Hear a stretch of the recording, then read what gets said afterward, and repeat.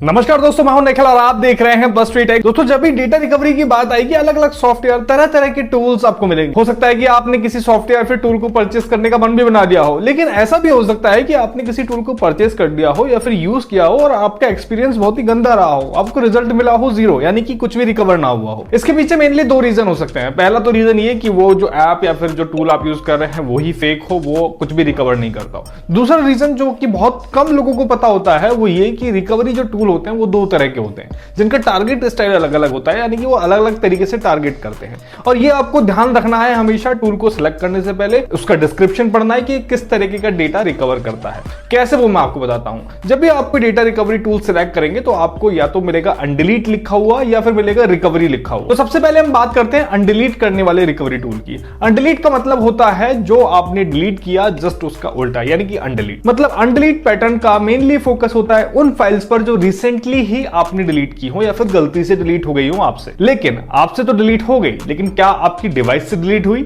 जब भी आप कोई फाइल अपने सिस्टम से या फिर फोन से या फिर टैबलेट से, किसी से भी आप डिलीट करते हैं तो वो मेनली या तो रिसाइकिल बिन में मूव हो जाती है या फिर ट्रैश फोल्डर में मूव हो जाती है। कंप्लीटली आपकी डिवाइस से डिलीट नहीं होती है और उन लोकेशन से उन फाइल्स को इजीली रिस्टोर किया जा सकता है ओरिजिनल लोकेशन पर। तो ऐसी सिचुएशन में सिंपल अनडिलीट टास्क ही वहां सफिशिएंट रहता है। और इस तरीके के जो टूल होते हैं जो अनडिलीट करते हैं फाइल्स को, ऐसी सिचुएशन में काफी ज्यादा हेल्पफुल होते हैं। जब आपने गलती से फाइल डिलीट कर दी और आपको तुरंत यानी कि अर्जेंटली उन फाइल्स की नीड हो, तो आप ऐसे रिकवरी टूल का यूज कर सकते हैं जो फाइल्स को अनडिलीट करते हो।